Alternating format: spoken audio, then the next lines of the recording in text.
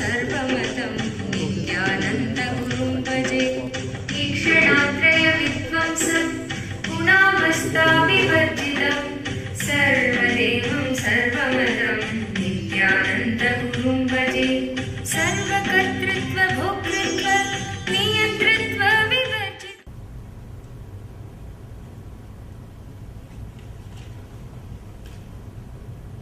Before entering into the sutra,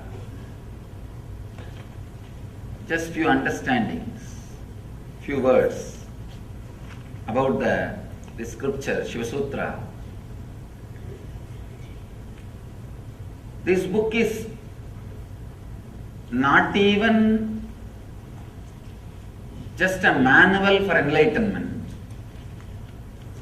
It is a manual to create spiritual traditions. The technique which we are going to enter today is the base of whole Buddhist tradition. Each technique, each meditation technique which is described in this book is a base for one religious tradition, one spiritual philosophy. Out of this one meditation technique, whole Buddhist tradition is born. Fortunately, this book is older. That is why we are able to say from this book it started.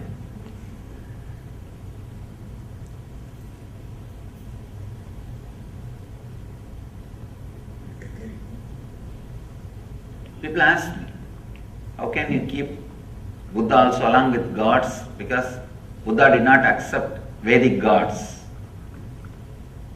If you read deeply, Buddha never said there is no God or God does not exist. Whenever he was asked the question, he just avoided, just not to waste the time. Because whenever you say yes or no, you have enough arguments. People come and ask me, Swami, is there God?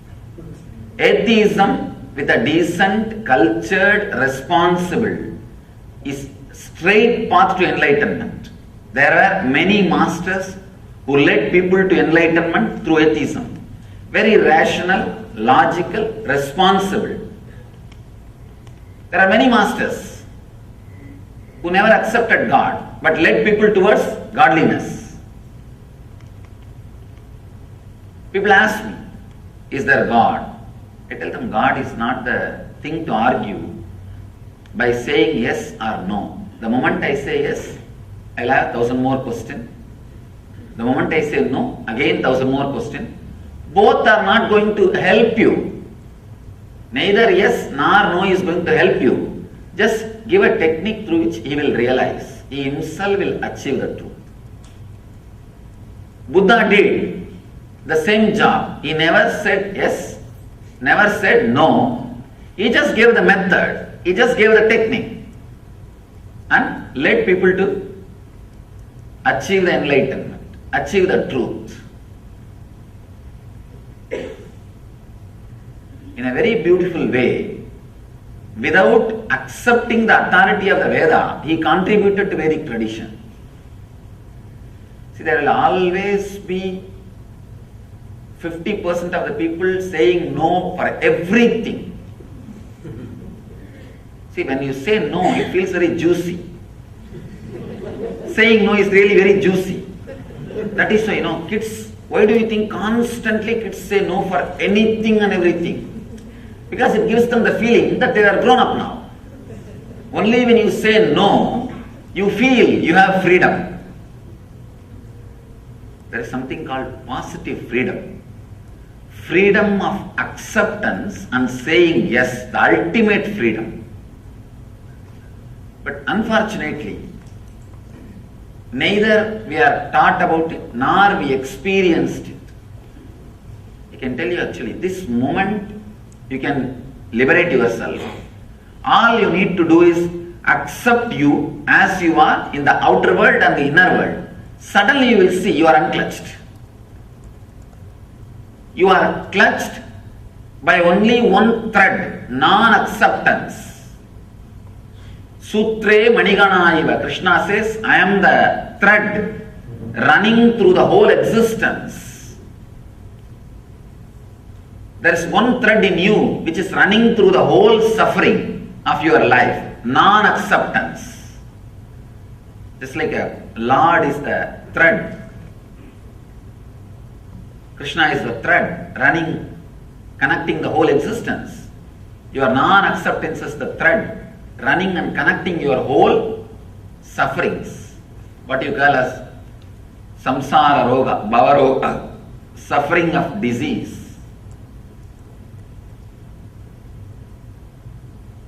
This one moment, a simple acceptance. People ask me, I am not able to accept that I am not able to accept me, Swamiji.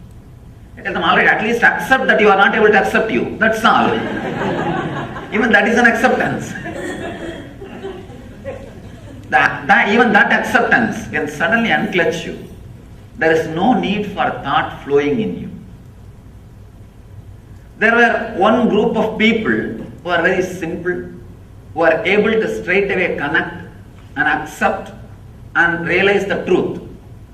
For that group, the Vedic tradition was helping.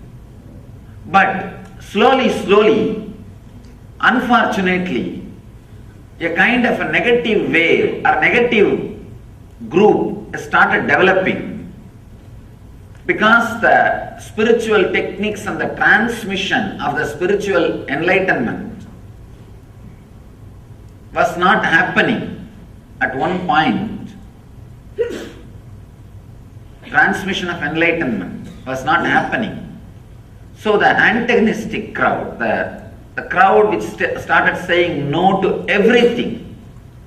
If you say no logically, there won't be any problem. Saying no, just, I don't want, just for the sake of feeling strong. For that group, there is nobody to guide them. It is not that just because they have gone astray, they can be dropped or they can be completely thrown out. No. Somebody has to take care of them. So then divine descends as Buddha, who gathers all the dropouts, gathers all the people who are saying constantly no. He also gathered all of them and said, yes, he played the same tune.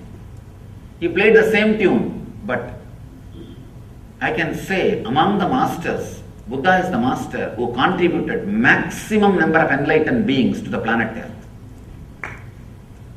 Maximum number of enlightened beings are contributed to planet Earth from the Buddhist tradition. Directly from Buddha. When he was alive, fortunately he was in the body for more than, you can say 80 years. And he became enlightened around 40. 40 years enlightened public mission. He created at least 10,000 enlightened beings. I think even now it's a achievement. I don't think anybody else has done much more than that. He contributed so much without directly saying yes or no to the question whether God exists or not. He straight away gave the technique. And that technique is from this sutra. This is the sutra which forms the core, center of the Buddhist tradition. Let me read the sutra, then we will understand. Unminding the mind, keep in the middle until it drops.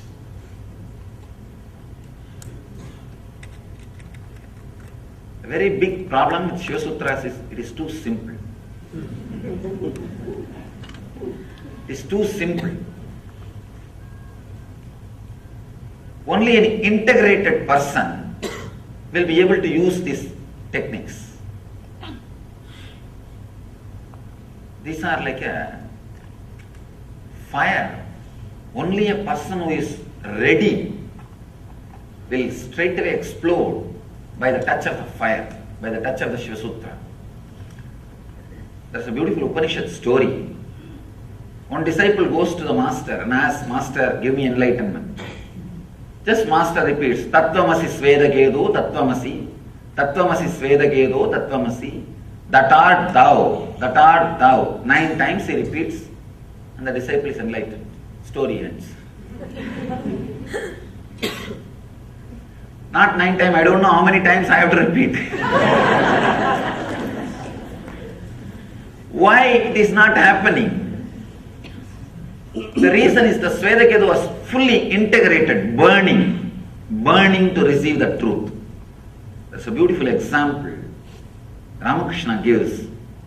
The mother pearl will be waiting for the rainwater.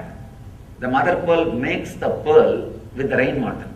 When the rainwater falls, he just carries the rainwater into his womb and goes down into the ocean. And whatever process he does on the rainwater only becomes a pearl. So just like mother pearl waiting with a wide open mouth on the ocean above the water, she will be just waiting for the rainwater. She cannot take the salt water and make pearl. She needs pure rainwater. The moment one drop rainwater falls on the pearl, mother pearl, immediately she will go into the ocean, deepest layer, and she will start doing the process. She will come out with the pearl. Only a person who is seeking intensely like a mother pearl for the initiation, waiting with open being, the moment master utters some words, those words straight away enters into him, and he carries that word, goes and sits inside his inner space, starts doing the process, comes out with the pearl of enlightenment, opens himself with the pearl of enlightenment. Only that intense seeker, even few words are enough. Even few words are enough. You will see suddenly the being blossoming, expanding and expressing itself. It's a simple word, just like Tattvamasi. Tattvamasi is it's called as Mahavagya. That art thou. It's called as Mahavagya. Means the word which straight away gives enlightenment. Vakya which straight away leads you to the experience of the Mahat, the cosmos, is Mahavagya. In this book, every line is a Mahavagya. Every word is a Mahavagya. He just says, unminding the mind, keep in the middle until it drops.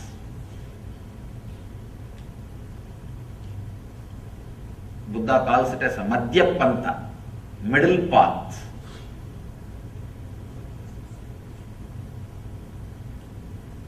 Let's first understand how our life flows. Either it flows based on the greed, non-acceptance of your present state, non-acceptance of your present state, that becomes a driving force and starts moving. That's called rajas. We call this as a rajas, restlessness. The next thing, non-acceptance of the inevitability of the life and death, fear. When you don't accept the present moment, you start aspiring for more, and there comes greed, rajas, restlessness. When you are not ready to accept the future moments, that becomes fear, tamas. Understand? Non-acceptance of the present moment leads to greed. Non-acceptance of the future moments which may come leads to fear. When we can't understand, when we are not ready to relate with the inevitability of the life, you need to understand that word inevitability in a very deep way. That's a beautiful commentator, Bhashya, Swami Lakshman Ju, He was the one Swami whom I really wanted to meet, but he passed away. Just to meet him, I walked more than 9 months, but by the time I reached the place, I heard the news he passed away. He was the one great soul. I always repent by not taking the right decision at right time. Whoever I wanted to meet in my wandering journey, I never missed. I heard about him. I read one of his book. I had a very strong feeling to meet and started.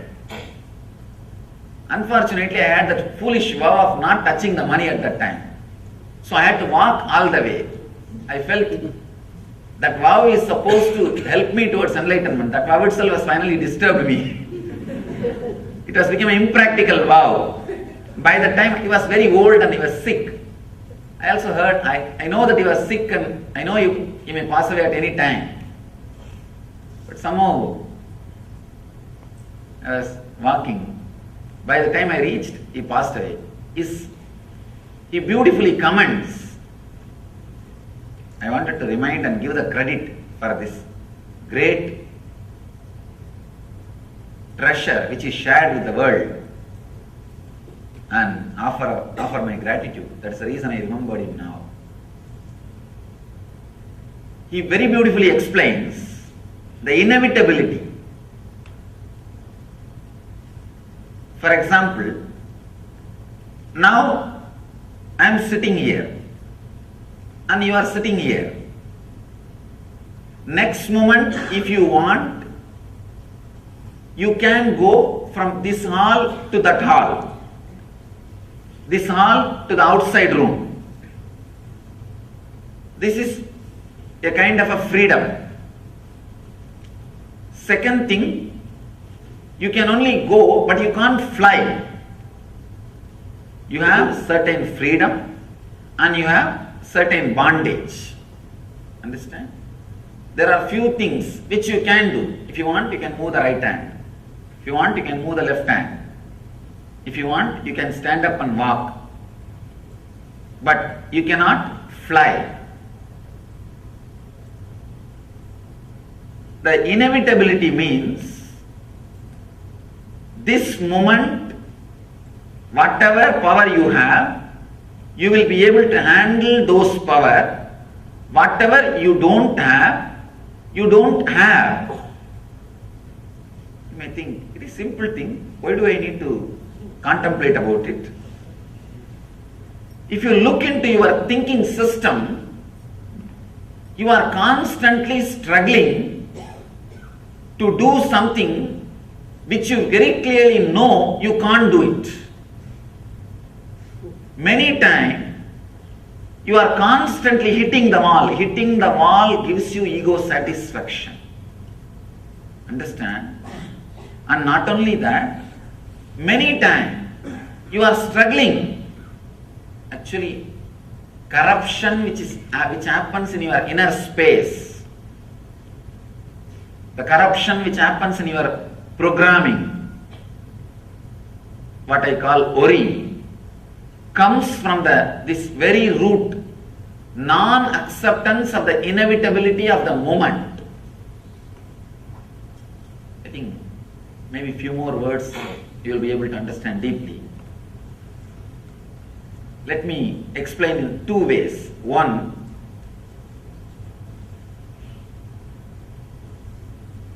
now, next moment if you want, you can go out or you can stand or you can be here. But this moment, you are already here.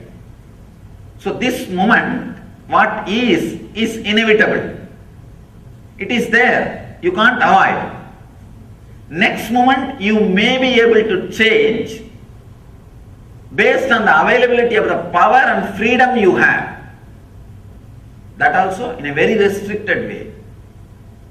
There is a beautiful example from Ramakrishna that will throw more deeper and clear light on this concept. Actually, this inevitability concept, this truth, can straightaway lead to psychological revolution in you. That is why it's very subtle, very subtle.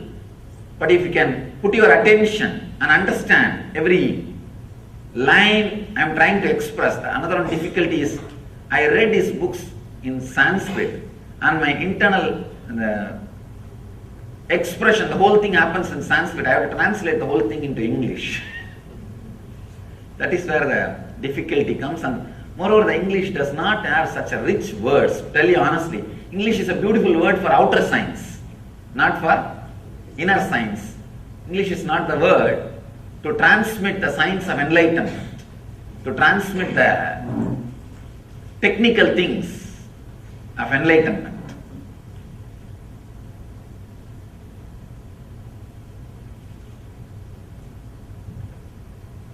Somebody asked Ramakrishna, is everything in the life is a fate or individual freedom?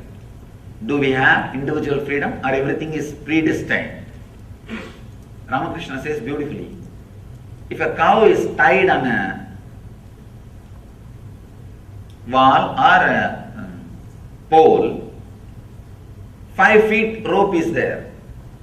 The cow has a freedom to sit or stand or walk around inside that 5 feet radius, but not more than that. So there is a particular part which that cow can do. Beyond that limit, it cannot do. Beyond the limit, everything is fate. The cow has freedom to eat whatever is available inside the 5 feet. It has got some freedom. But if a lion comes and attacks, it is a fate. Cow cannot save itself. If the cow behaves properly with that freedom, the owner may extend the rope.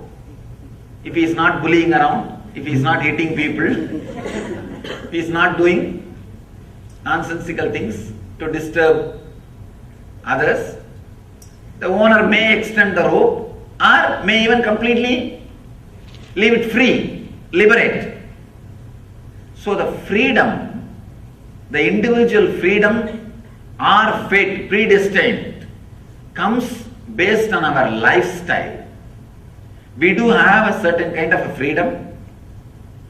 If we properly use it for a right purpose, for not hurting others, living properly, that freedom can be extended or completely given to you.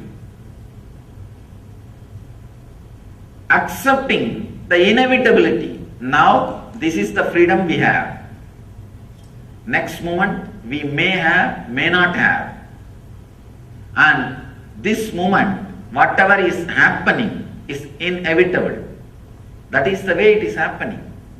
You cannot bring the moment which is lost back and correct it, alter it. There is no time machine. Inevitability means accepting all these 3 ideas. First thing, you cannot bring things back and alter. Second thing, this moment is this moment. Nothing can be added to it. If you want, you can only add in the next moment. Third thing, even the adding in the next moment is not completely under your control. These 3 understandings, when it settles in you, it brings a tremendous psychological revolution. Understand?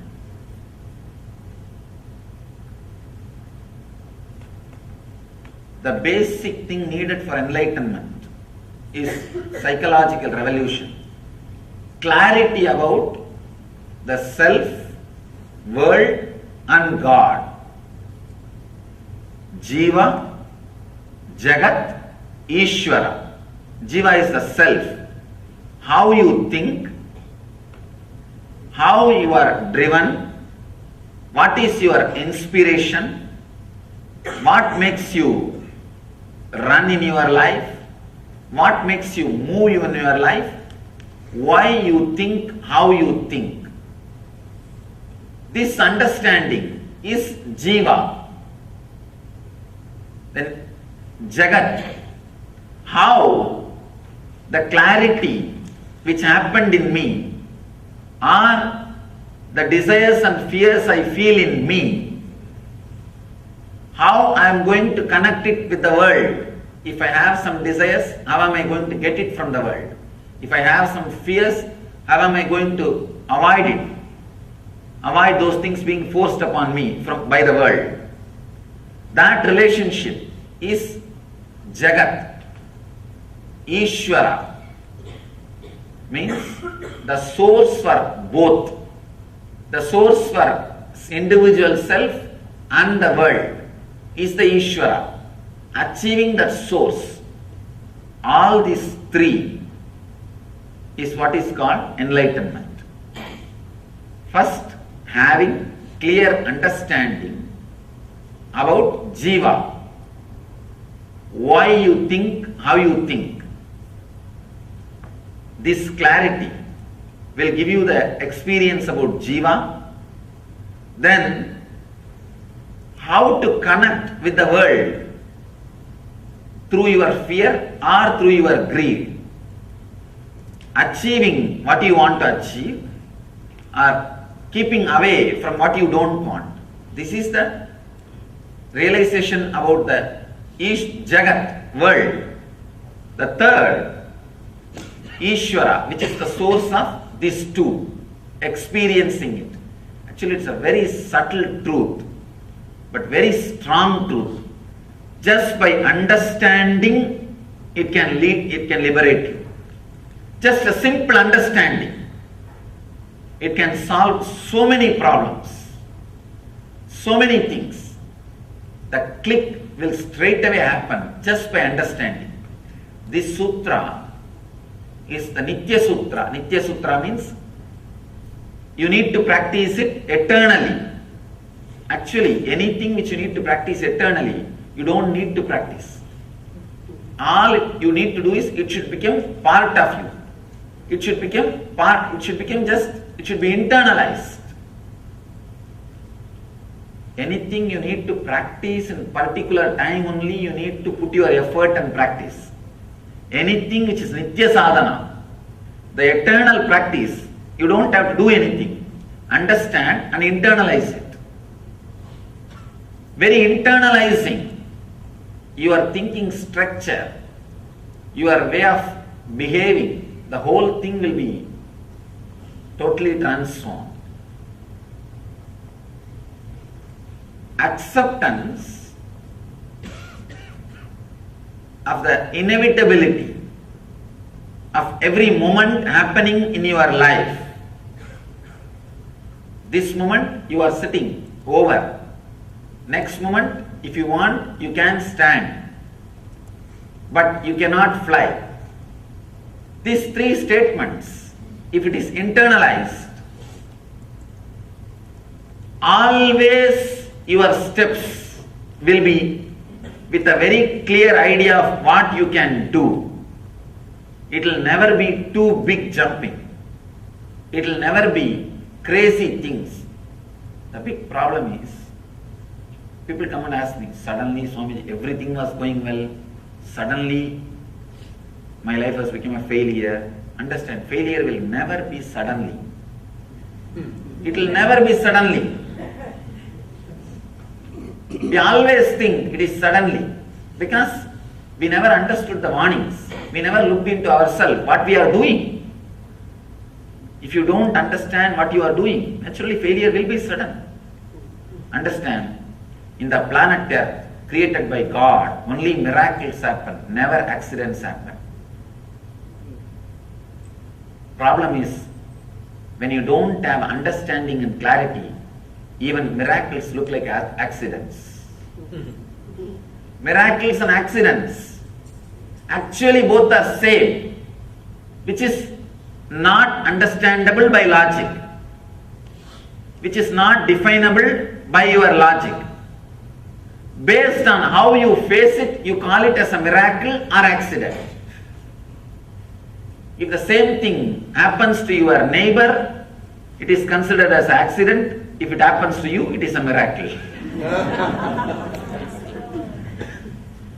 That's all, nothing else. How you face it, how you face it, how you see it.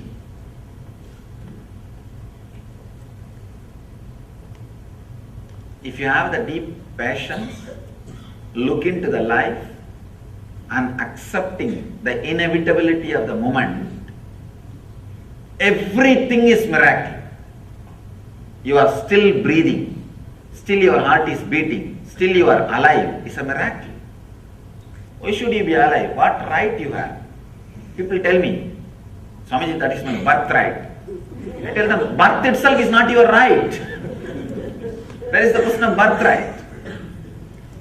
If we look with acceptance, the life with a little relaxed understanding, you will see everything is miracle. If you look with a restlessness, irritation, non-acceptance, everything is an accident. Everything is an accident. Your husband will look like an accident happened in your life. Your kids will look like biggest accidents happened in your life. And your house will look the worst accident happened in your life. Everything will look like a big accidents happened in your life. Actually, all you need is a simple psychological revolution happening inside your system. Just this one idea. Acceptance and realizing the inevitability of the moment. See, inevitability of the moment you don't need to accept. Whether you accept or not, it is going to be that way, that's all. If you are intelligent enough, enjoy. Otherwise, it's okay. That's all. There is nothing else. You cannot do anything about it. Whether life is an accident or miracle depends on you. That is why the Upanishad says the person who is initiated, the initiated person, for him whole world is heaven. Amritasya, immortal heaven. The person is uninitiated. See, understand the word initiation. It means not that doing some ceremony or ritual. Initiation means the click happening in you.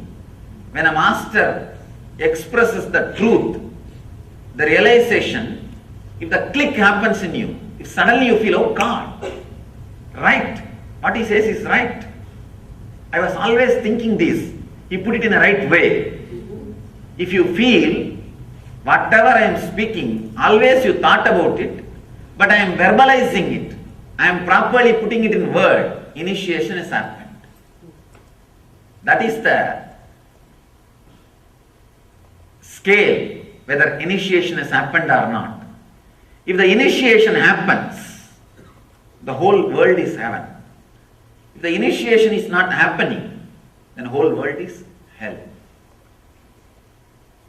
All you need to understand is this two quality. When you do not accept this moment, starts the greed.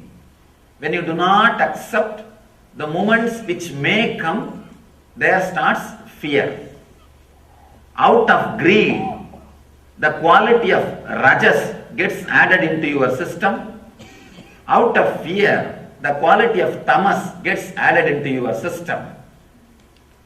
All you need to understand, the more and more time you spend in the middle path means accepting the inevitability and accepting your present moment, accepting you as you are now, understanding the inevitability of the life which may happen in you, happen for you. When you have these two understanding, that is what we call sattva, means relaxed, restful middle path. Neither you are driven by the non-acceptance of the present moment, nor you are driven by the non-acceptance of the future moments. Non-acceptance of the present moment and future moment are the root of rajas and tamas, restlessness and fear, restlessness and inertia.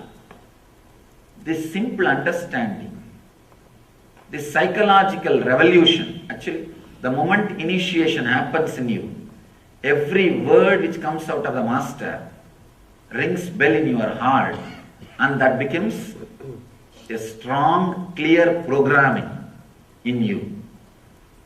Programming your life based on the Vedic knowledge. Even the Vedic knowledge seems to be too small word. The right word is the true knowledge. Actually, Vedic knowledge is true knowledge. But in course of time, people have started thinking Vedic knowledge is something like a branding. No. All of us need to understand the word Veda. Veda means the knowledge which comes out of your inner space when you are unclutched. When you are unclutched and relaxed, whatever research and development happens automatically inside you without you contributing or you interfering. That is Veda. If you just keep quiet, Veda will happen in you. That's all is the basic truth. When you unclutch and rest in a silence, relax in silence, a strong visualizations without verbalizations will happen in you. Those truths are only called Vedas. There is a beautiful description about who is Rishi in Sanskrit. Mantra drashta is Rishi. Understand? Not the person who heard the mantra, but the person who sees the mantra. Mantra drashta. Drashta means who sees. Means the whole knowledge or truth will happen in you as a visualization, not as a verbalization. When you drop from verbalization, unclutch from verbalization, mantra drashta will happen. Now we are all only listening the mantra. Means like a sound, either from outside or from inside. It comes out only as a verbalization. Then you are not Rishi. Relax. Then it is not Vedas. It is not the true knowledge. It is perverted knowledge. In Sanskrit we use the word, the perverted knowledge. Means half truth or perverted truth. When you unclutch from the verbalization which is constantly happening, a strong visualizations beyond your verbalization will come out. All you need to do is put all your effort and relax from unclutching. Suddenly you will see a very strong visualizations will start happening in you. Those visualizations are only called as visions. Mantra drashta. You will see the mantras. Mantra means knowledge, truth. You will see the mantras. You will see the truth. That is what is called Veda. True knowledge.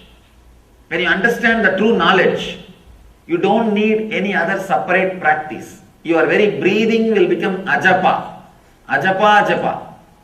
You don't need to repeat any mantra. Your very breathing will repeat the mantra. Your very breathing will repeat the mantra. There is a beautiful Upanishad, Paramahamsa Upanishad. It says, anybody who repeats a mantra is a fool. Sorry to say that because till yesterday we repeated 1 million mantra. It says, only fools repeat mantras. The psychological revolution should happen in you such a way your breathing will start repeating the mantra. Means even your breathing sound will be beautifully heard by you. You will be in such a deep peace. It's called Hamsa Mantra.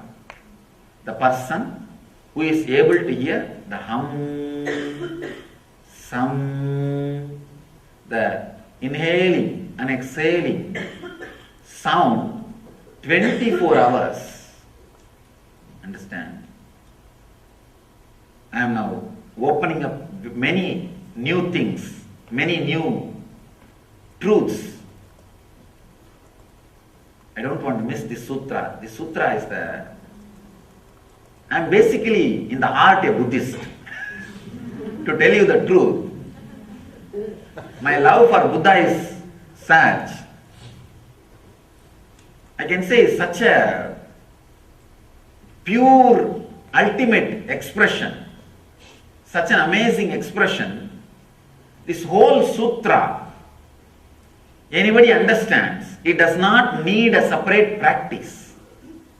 Buddha calls it as a Madhyapanta, and in one of his very famous technique, Vipassana, is based on this sutra. Understand, if the psychological revolution happens in you, if you are in Madhyapanta, if you are in middle path, means if you are in a complete acceptance of your present moment and the future moments which may come, you will be able to very clearly hear the hum sound of the inhaling and some sound of the exhaling. Means you will be completely aware of the movements happening inside your body. Whoever, you see, all of you will be able to be aware of the hum sound, which is inhaling sound, and some mantra, which is exhaling sound. If you sit quietly and see, watch, but not 24 hours. If you try now, for next few moments, you will be aware till you get the sambar smell from Anna Mandir. Not after that. Till you start thinking, I don't know what happened to my car, I don't know what happened to this, what happened to that. Till then you will be able to have the ajapa japa sound. Ajapa japa means the sound which is japa, mantra japa. Repetition of the mantra which is happening continuously in you. Ordinary mantra chanting, everything is only few minutes you do or few hours you do. This mantra is being chanted 24 hours by you, by your system. If you can be aware of that mantra, hum, sum, 24 hours, you are Paramahamsa. That's all. Understand?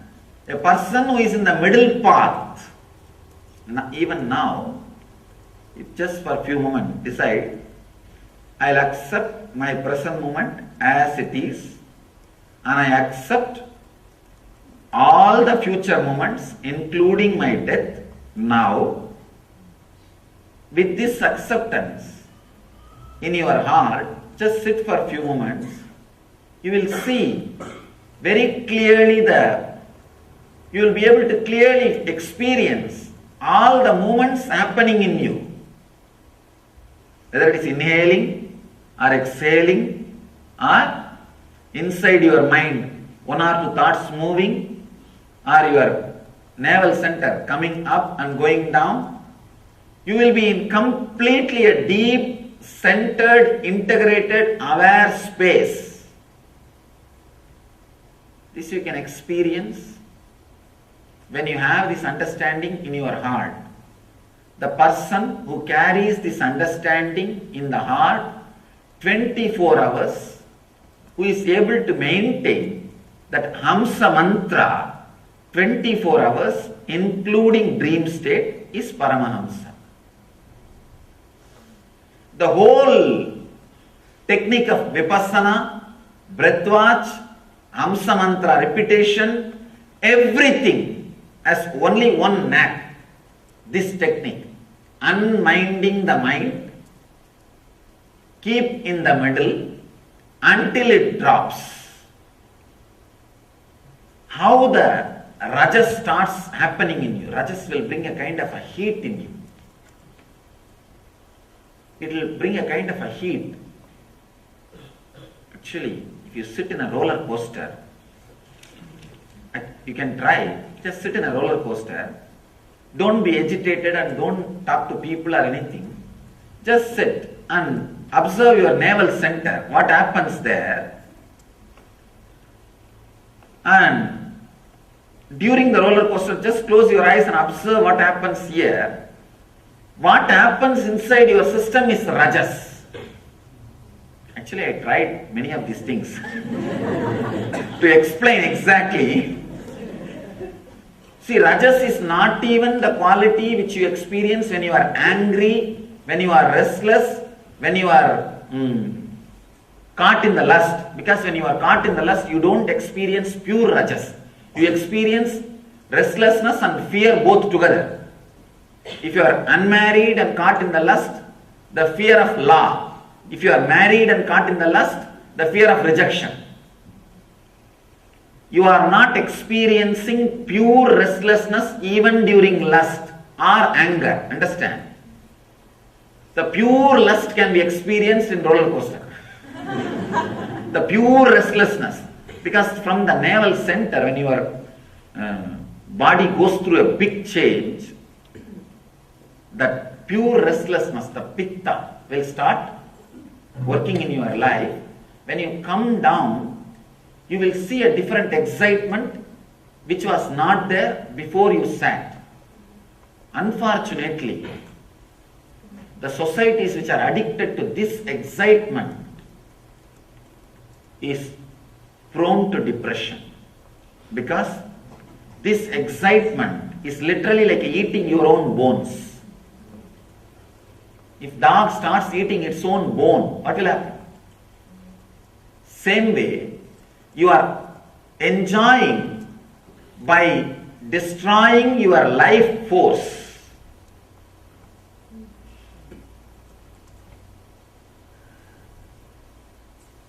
Enjoyment, being in the middle path, will constantly enrich you and add the ability to enjoy more and more. And will add the ability to enjoy more and more. The intensity of the enjoyment will be getting deeper and deeper. But the enjoyment which comes out of the restlessness will tire your senses, tire your body, and will more and more lead to depression. Of course, there can be no enjoyment out of tamas or fear. You will only restrain from something for the sake of future. All I want you to understand is, understand how rajas feels. Actually, you can try at least once to give you the understanding about how rajas feels, because when you sit in roller coaster and come down, after that just feel how your mouth tastes, but you need to be completely aware. You need to have the complete awareness how your mouth tastes. From this area only the rajas will start raising. Usually rajas rises through this area of the body, tamas rises through this area of the body, sattva rises through the center of the body. You will feel a kind of a things happening through this area. Just feel once and see how rajas feels. Why I want you to feel, whenever you have that feeling, stop deciding. Do not make any decisions, big decision in your life. Do not do any business decision. Do not do any relationship decision. Be very clear. Those moments you are caught now in rajas. So just sit and try to come back. Balance yourself to the middle path. Whenever, try once sitting in roller coaster, once or twice, try that. To identify the feeling. Because I experimented with many things. Somehow I have to make my disciples understand what is middle path. I have to give a very clear explanation. Only then people will be able to practice. You see, I cannot just talk in the terms which you can't practice. Then useless. Then maybe I will be telling you I know too much. But that is not the way you will be helped. See, the philosopher's work is constantly to prove that he knows too much. Master's work is constantly to work. The disciple should know too much. The whole purpose is different. I was experimenting how to tell exactly how you will be able to find out whether your rajas is working or tamas is working. I saw the pure rajas gets activated in roller coaster. When your body goes through a very wild movements, unexpected, unmanageable, wild movements, if you, in India, we do the ceremony of fire walking. Even during that time, the Rajas gets awakened. Of course, here I can't ask you to go through fire walking. Try the roller coaster.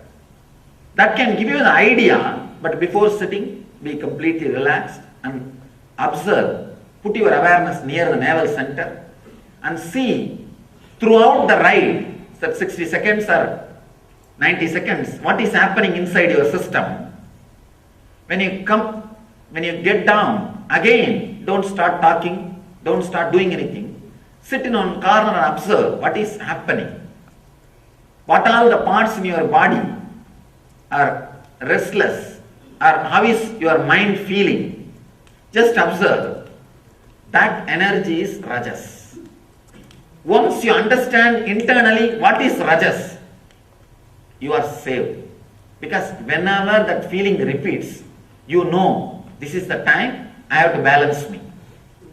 I have to get back to middle path. I have to get back to Madhya Pantha. This is not the time for me to answer any question to my friends or family or relative. Understand? Many of us repent doing one small mistake and losing very big relationships, very big business deals, very big friends, very big people in our life. Before taking that kind of decision, before meeting that kind of person, before talking to that kind of person, just see, you are in Madhya Pantha, you will have the right word. See, same concept can be expressed in a beautiful right word. You will have the right word. All you need to do is, internally you should know, you should have that understanding whether your Rajas is awakened or Tamas is awakened. All you need to do is getting the glimpse, catching the glimpse, how your Rajas or Tamas is operating. One more important thing, always when Rajas is operating, there will be one line of Tamas. When Tamas is operating, there will be one line of Rajas. Even if you understand any one of the energy, that's enough. Even if you get the knack of finding out whether you are having Rajas or Tamas is enough. Because you need to balance, come to the center. Whether it is Rajas or Tamas, we don't need that. We need to come to the center. If you have the idea how to diagnose, how to find out whether you are now caught in the Rajas, that is more than enough. You don't need to bother about Tamas. Then come back. Coming back, very simple thing. Just for a few minutes, remember, I accept all the moments which is yet to come in my life and this moment.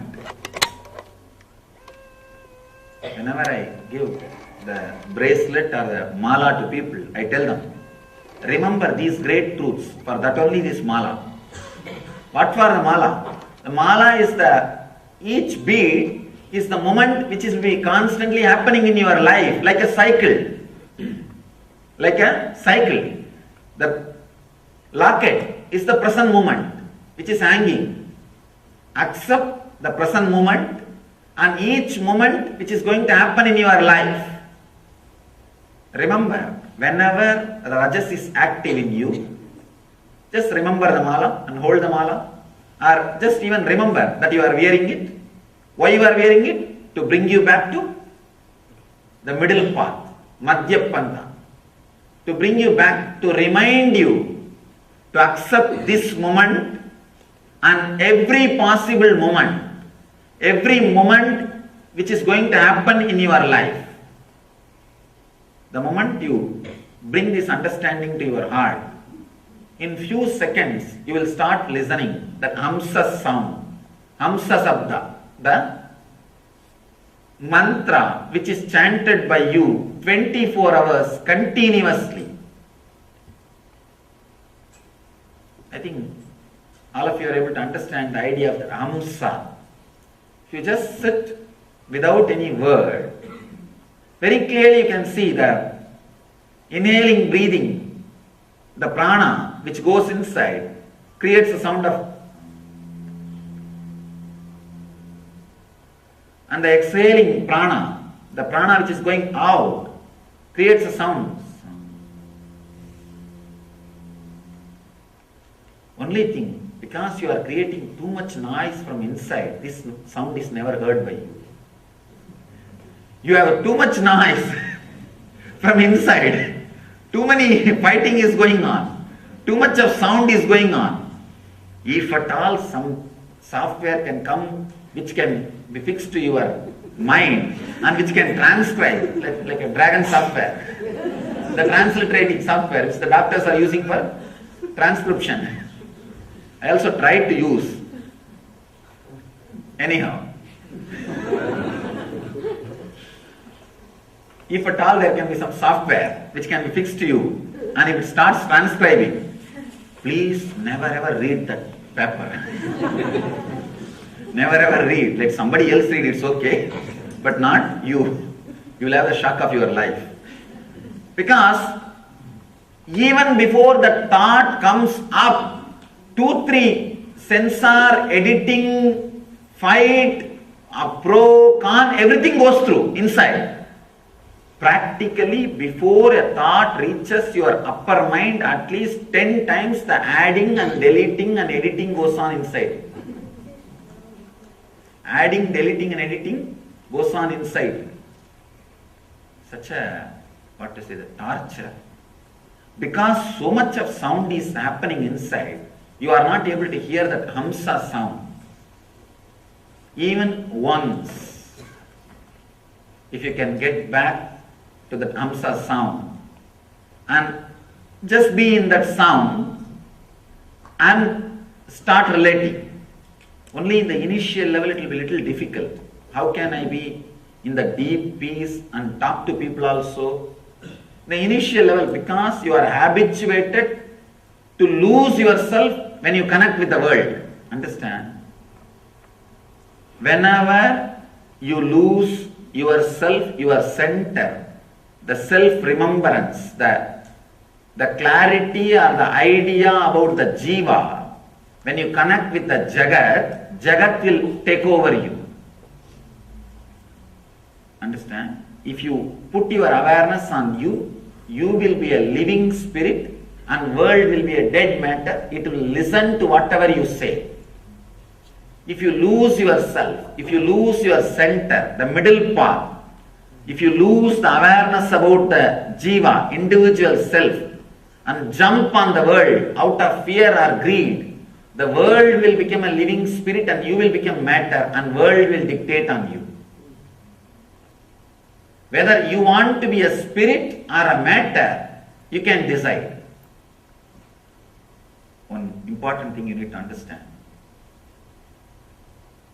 In ordinary people, in all of your case, matter adds value to you. How many cars you have, how many houses you have, what is your bank balance, that adds value to you. If you go to Ramana Maharshi's ashram or Vivekananda's ashram, there is a small coconut shell used by Ramana Maharshi and just simple chappals used by Vivekananda is worshipped and respected. Millions of people come there just to pay respect and touch that. Matter is added value by the spirit. Understand?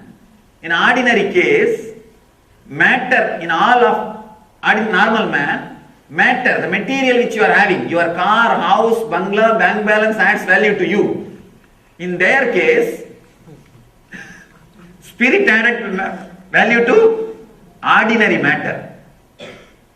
Whether your jiva is going to add value to Jagat or Jagat is going to add the value to jiva is your decision. Whether your self, spirit is going to add value to the world or world is going to add value to you. Keep yourself alive by keeping yourself in the Madhya Pantha, in the center. In the initial level, because you are trained to lose yourself when you relate with the world, either in the fear or in the greed, you may lose the track. Again and again you may lose the track of the Madhya Pantha. You may lose the track of that Hamsa Sabda, the Hamsa Mantra. For a few days, don't bother. Come back. Again, come back. Try to relate with people. Try to relate the business dealings. Try to do your interviews. Try to do your physical work. Try to do everything, including eating, even while you lie down and fall asleep. Try to do everything just with this one middle path, bringing yourself back to the balance. Even if you lose your balance, lose your Hamsa mantra 100 times a day, that is okay. 100 times you add the mantra, that is why you are able to lose 100 times. So don't bother about 100 times losing. Remember and give the credit to you that 100 times you remembered. So 100 times you failed in the quitting the smoking is not a big thing. 100 times you tried. So 100 times you may forget the Hamsa mantra, that is okay. 100 times you remembered, that is a great thing. So try, in the few days you will see. You are able to talk, you are able to relate with people, you are able to relate with the world, you are able to relate and do all your responsibility from morning till night, 24 hours with the balance of Hamsa mantra. With the balance of what Shiva says as keep in the middle until it drops. Understand?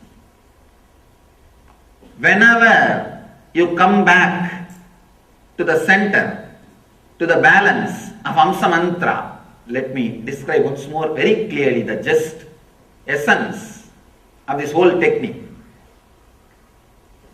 Just carry the understanding in your heart very clearly.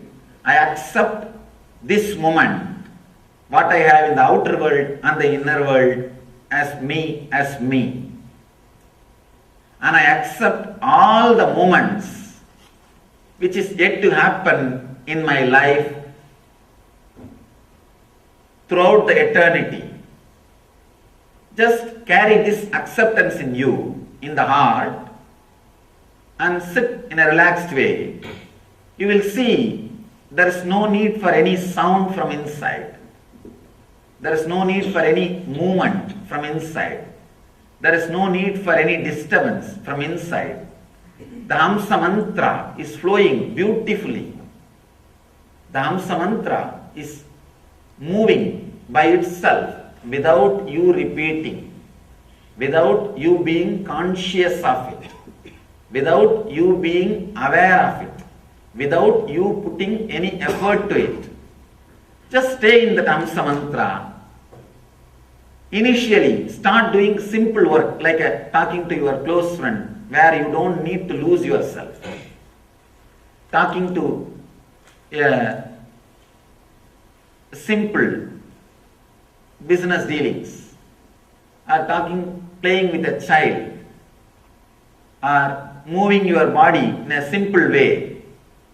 Try all these small things with the balance of this Hamsa mantra, and you will see within few days you are able to be constantly centered on Hamsa mantra and able to do all your activity. Understand, I promise, when you are centered on Hamsa mantra, you will never do a mistake. Because the energy which flows in you will be sattva. The sattva energy is so intelligent, it knows exactly how to relate with the world, how to relate with the Jagat. When a sattva is happening, the Devi, the Jagat, the world, the Jagat is called Bhudevi. She becomes your servant. She becomes your assistant. She becomes your friend. She completely falls in tune with you. Simply, your intelligence will open how to relate with every moment, how to relate with every relationship. Your intelligence will be completely available to you.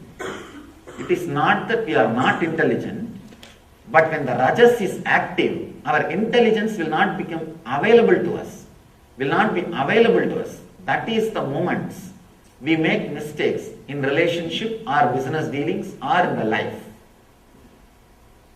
All you need to do, bring yourself back to that Hamsa mantra. Bring yourself back to that middle. Bring yourself back to that center. From the Rajas or Tamas. That's a beautiful story. One drunkard goes to Ramakrishna and asks, Bhagavan, do something, I am not able to drop. Ramakrishna says very funny instruction. He says, before drinking, just remember Kali and offer it and drink. He comes back in 3 days and says, I am not able to drink, it has dropped me. Understand, it may look like a miracle. I tell you, it is a simple science. Anybody who can bring themselves back to the Madhya Pantha. But one important thing, the drunkard was very deeply devoted to Kali. So whenever he remembered Kali, automatically he came back to Madhya Pantha. He came back to middle path. He came back to the Hamsa mantra. So naturally, the Hamsa mantra is intelligent enough to guide your body and mind, to guide your system. Understand? This Hamsa mantra can do a big psychological revolution inside your system.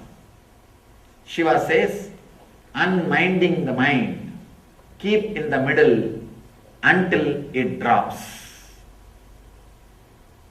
So just rest in the Hamsa mantra. Whenever you move this side and that side, try once to find out see, if you understand the physical symptom of Rajas, you will never miss it. Do not have the mental symptom because you don't believe your mind. Understand? I have seen many people keeping, no. Whenever I am agitated, I am in Rajas. No. These kind of scales, you will never be able to remember. When you are agitated, you will not remember you are agitated. When you are restless, you will not remember you are restless. Have some physical symptom remembered in your system. So whenever that physical symptom happens, you should remember you are in Rajas. The wrong energy is active in you. That physical symptom you will be able to catch the glimpse in the roller coaster. When you go through that, you will catch the glimpse of the physical symptom of Rajas. Even during lust or during anger, what happens in you is not the pure physical symptom of Rajas. It is the mixture symptom, or it's a mixture of the signals of Rajas and Tamas both. So don't take that as a signal of Rajas. This is the roller coaster experience is the pure signal of Rajas. Of course, it will be different for every different person. That's why I am not able to describe. I am able to only describe only what I went through. It will be little different for different persons. But you can catch the glimpse how your body feels when you are caught by Rajas. And whenever that starts happening in you, come back to center, Madhya Pantha, middle path, the path of Sattva, Sattvic energy. Then you will see naturally the whole intelligence, the Sattvic energy is awakened in you, and the whole intelligence, the Sattvic truth, the Sattvic bliss overflows in you. Whenever you come back to that center, if a strong visualization happens in you, that is vision, creativity. If the strong, joyful mood happens in you, that is Ananda. That is Ananda. If you are completely aware of what is going to happen in your future, that is called Chit. If a strong visualization comes out of you, that is Sat. If strong clarity about what is going to happen in your life comes out of you, that is Chit, awareness. If a strong, joyful experience comes out of you, that is Ananda. Satchit Ananda can be achieved just by coming back to Sattva, coming back to the middle path. Understand? Whenever you come back to middle path, first day, if you try, you may have to come back at least 100 times, because 100 times you will miss. To one of my brahmachari, I gave this as a technique. I gave him the counter in the hand. I told him, whole day, just count how many times you come back. It's a very beautiful experiment. The first day, it was almost like 100. After 1 week, it was drastically reduced to 10. Only 10 times he missed that hamsa, balancing of the hamsa. And within 3 months, whole day, he was able to relate the same activity, same responsibility, same duty, same work with the balance of the hamsa mantra. All I say is 90 days guarantee. 90 days guarantee. Try just for, surely 90 days is too much. Again and again come back. Come back. Somebody asked me, Swamiji, every day you are giving one technique. What one to try? Which one to try? See, which rings bell in your heart. Suddenly when you hear some technique, this is going to work for me. I know for sure. This is what is the exact problem what I am having. If some technique rings bell in you, take up that technique that day and continue. In few days you will know that you are really falling in tune, feeling connected. That is the technique for you. That is the path for you. That is the way to realization. Surely within 90 days you will get back. You will be able to be in that sattva, the madhyapanta, and able to do the whole activity. Being in madhyapanta, see, by being in madhyapanta, suddenly you will see the number of thoughts coming before the action starts reducing. That is the period that is called living enlightenment. When completely thoughts drop and you are able to do all your activity without thoughts, you are enlightened. Understand? If you are able to conduct all your activity 24 hours with the balance of the hamsa mantra, the ajapa japa, repetition of mantra without repeating, you are enlightened. If you are struggling but trying to balance more and more, and you are more and more getting centered, that is living enlightenment, sadhana. You are living the enlightenment moments. When the thought stops appearing, you are able to act without any thought, just with the total balance of hamsa mantra, you are enlightened. That's all. This is the gist of what Buddha says in his great techniques, Vipassana, Anapanasati, Madhyapanta, in the whole thing, technique and teaching, Shiva has given in this one sutra beautifully. Unminding mind. That is actually teaching.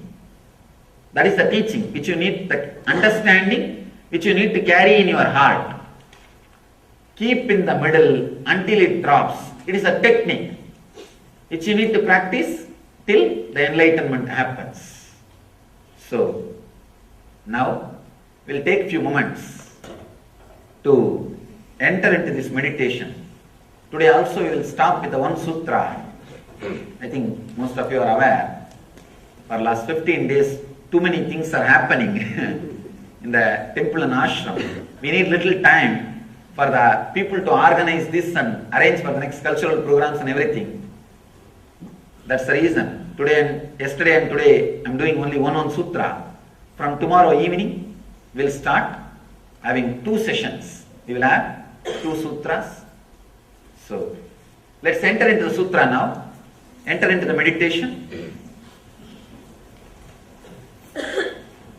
before ending this session. Please sit straight. Sit in a very relaxed way. Very consciously, with a strong decision, intensely create an intention that you are accepting you as you are in the outer world and in the inner world this moment.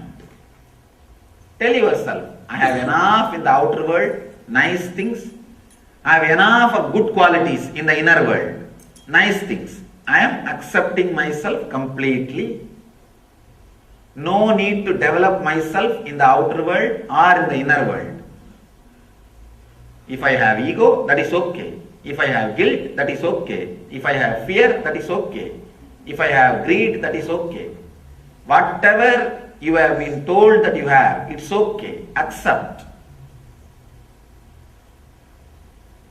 Right or wrong, decide consciously, I accept.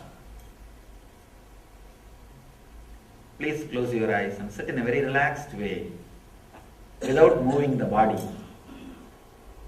Body movements will create thoughts. So if your body is stable without movement, it can take you to the deeper silence.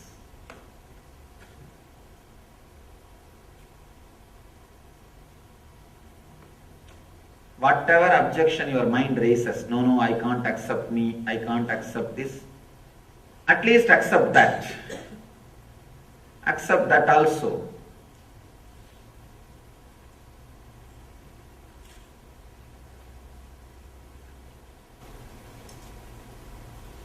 Accept the present moment. Accept all the future moments. Whatever your mind thinks as the worst thing can happen to your life, accept even those moments. If it happens, you cannot avoid. It is inevitable. Understand the inevitability and accept it.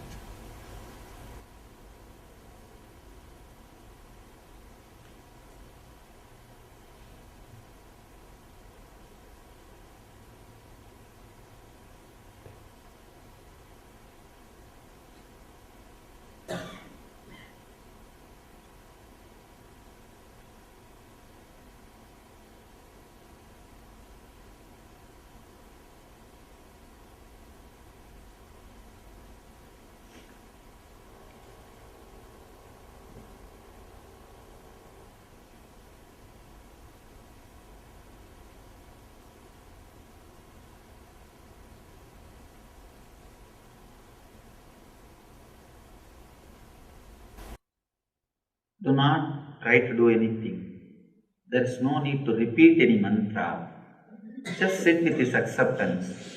Automatically you will see your breathing flows with the deep sound of that hum sound. Just you become silent. You will hear that mantra which is getting repeated constantly, continuously in you.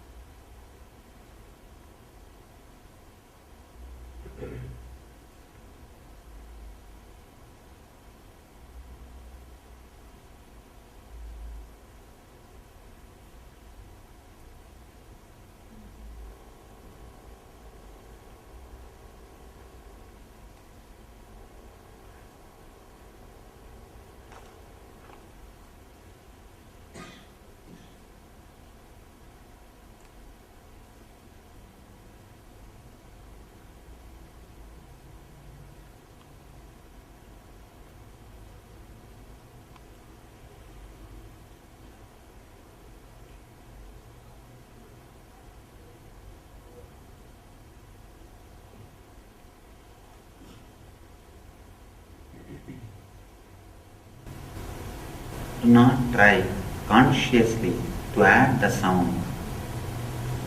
If it happens, you just be silent, carrying this deep understanding of acceptance in your being. Let the tamas and rajas be balanced. Let you be in sattva.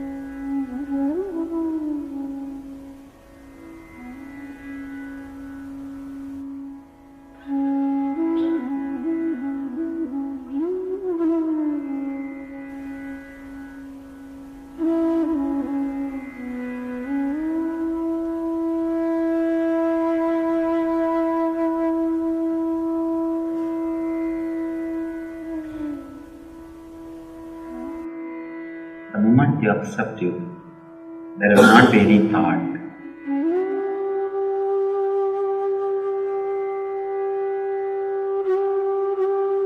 Whatever you saw and heard from the outer world, drop it and accept it.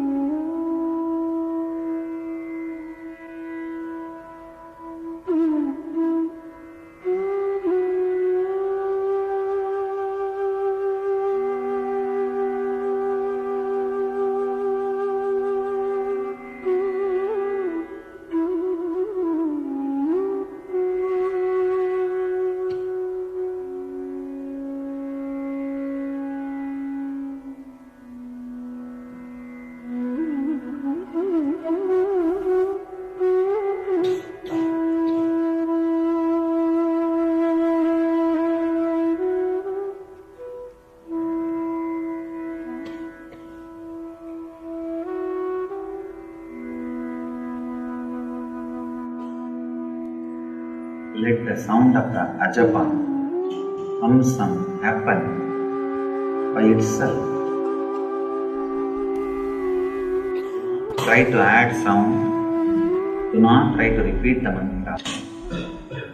Just relax with the deep acceptance in your heart.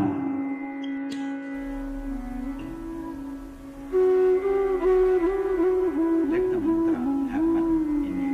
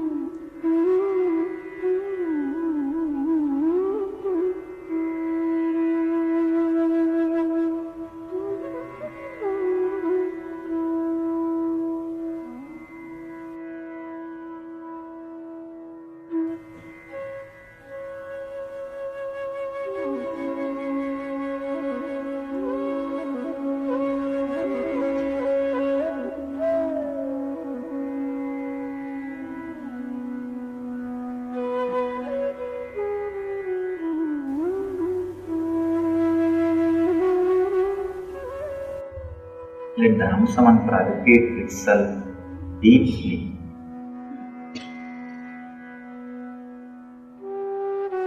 You lost the connection, come back and again sit with a deep acceptance.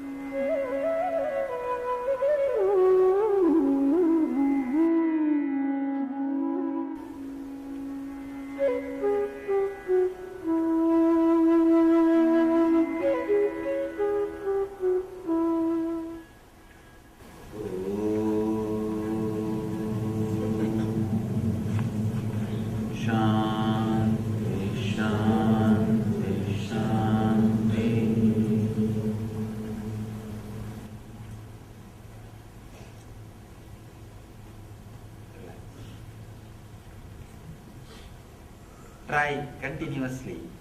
Actually, this technique is not supposed to be done in a particular time. Continuously, whenever you feel that rajas is happening, come back. Even otherwise, come back and be in that middle path, Madhyapanta, in the Sattva.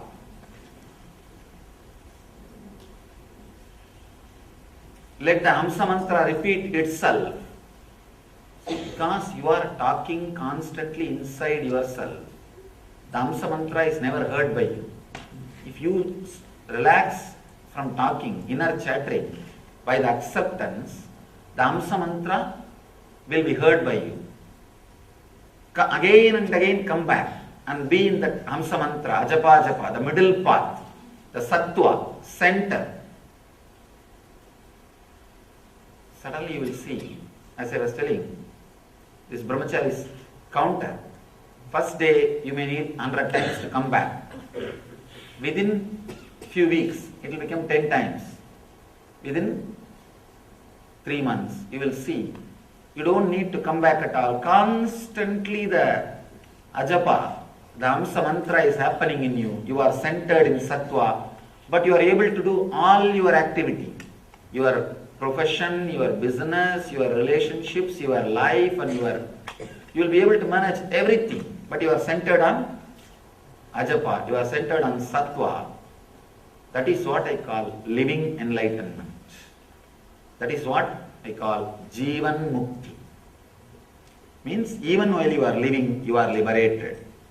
Because of you are centered on the Sattva, you will have a clear understanding about the Jiva, means the self. You will have a clear understanding on way to relate with the Jagat, the world. Because of these two clarity, naturally you will fall into the source, which is Ishvara, God. The person who has realized Jiveshwara Jagat, the person who can play with all these three and enjoy, he is the enlightened being. So understand and carry this acceptance and the truth in your heart, and let this ajapa japa, the Amsa mantra, repeat itself in your inner space, and let you live enlightenment. Let you all achieve and radiate the eternal bliss, Nityananda. Thank you.